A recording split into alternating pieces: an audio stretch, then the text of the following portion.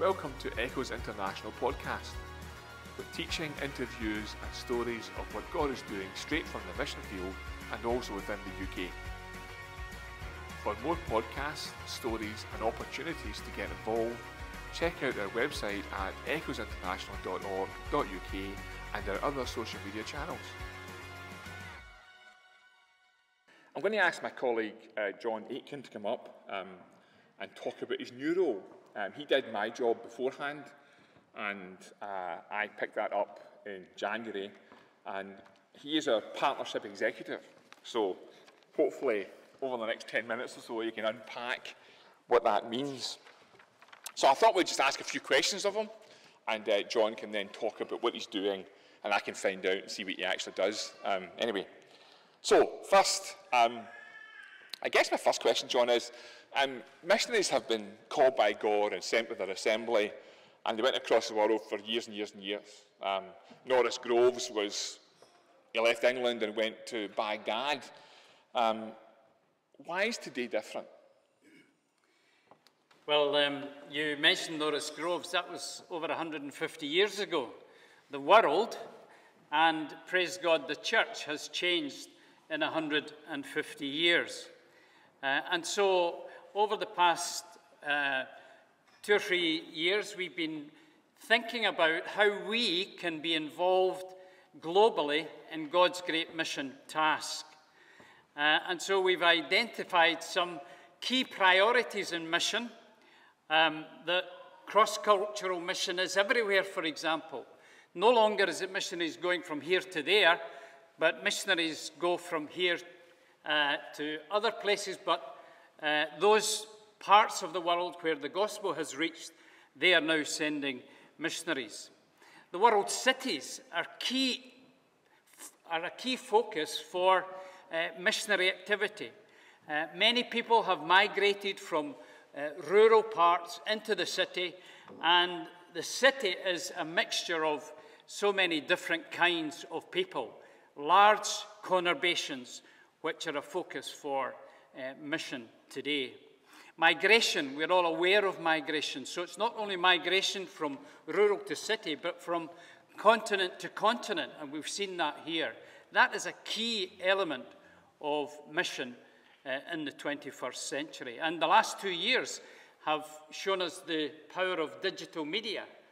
And so 150 years ago, that would have been very difficult, the way that one communicates. And so the world has changed, the church has grown, and yet there are still millions who have still to hear the gospel. 42% of the world's population are still unreached. Thanks, John. Your role specifically highlights the need for partnerships. Yep. So what do you mean by partnership? What do we mean by partnership? And how does that impact our traditional view of the role of mission? Partnership, the role that I have picked up is just thinking about some of these new areas of interest and mission priorities. I've picked up the whole idea of partnering, first of all, with agencies across the world.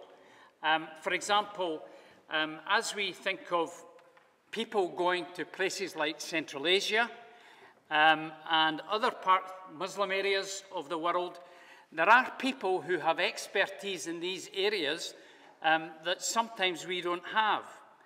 Also, there are agencies who know of opportunities across the world that are very important for us to be aware of and to encourage people to think about. And then as we send people overseas, the care of mission workers is very, very important. For example, there's a person who went to one of the largest countries, or the largest country in the Far East, and we were able to link that person up with a group on the ground who were able to help pastorally in that situation.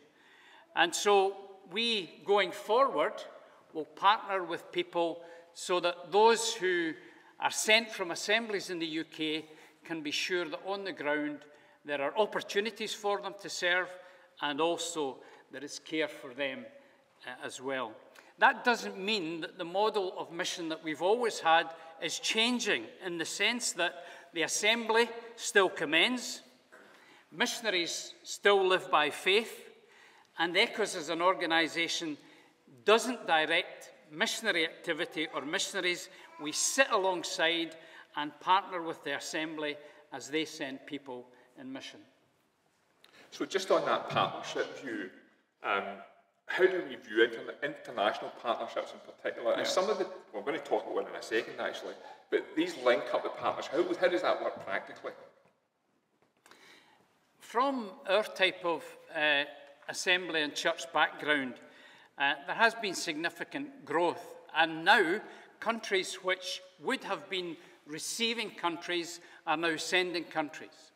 So there would be far more assemblies in India or Zambia than there are here in the UK. And there are organisations that are being formed a bit like ECHOS. So in Argentina, for example, there's an organisation called FEMA, and FEMA send missionaries from Argentina to places like Pakistan or North Africa, places that it's very difficult for somebody from North America or even from the UK to go to. But Latin Americans can go and do that. And so it's helpful for us to partner with them, to support them. And the experience that ECHOS have had over 150 years, we can help them and train them to apply some of the principles of sending and supporting missionaries from their context. They can't replicate what we do because their context is very different, and yet we can sit alongside them and help and support. And we do that in a whole range of different ways. We would also have around 95 different projects which would be doing things like giving packs of resources to elders and Bible teachers in different parts of the world. In Ecuador, we would be involved in training, helping to finance training of elders and young people in a place like Colombia. So lots of different ways in which we partner internationally with folks across the world. And then finally, you mentioned the sending assemblies a couple of times. Just to expand what we mean by a partnership with assemblies, what does that look like? Yep. Well, for the 150 years that ECHOS has existed, something like 6,200 missionaries have gone to about 135 different countries. And these assemblies have partnered with ECHOS in the support of these missionaries. Often we would be asked for advice. As an assembly, we'd be thinking of sending somebody overseas. And so it's our role just to sit alongside, to bring advice, to help with finance. And the elders that we have done that with have been extremely appreciative of the services that ECHOS International provide. And so once every 3 years, we would meet with commending or sending assemblies, review how they're feeling about their support of workers overseas, and also we would also debrief missionaries and do that in conjunction with the commending assemblies. We'd love to see more assemblies actively involved in sending people overseas, involved through prayer, and a conference like this is important for us just to share something of what ECHOS does. And if your assembly would like a missionary to give a report by Zoom, perhaps from a part of the world that you don't know very much about, then that's the kind of thing that we can do. We can be a catalyst to link you up with that and just to help open the eyes of the assembly to what God is doing in the world today. Thanks, John.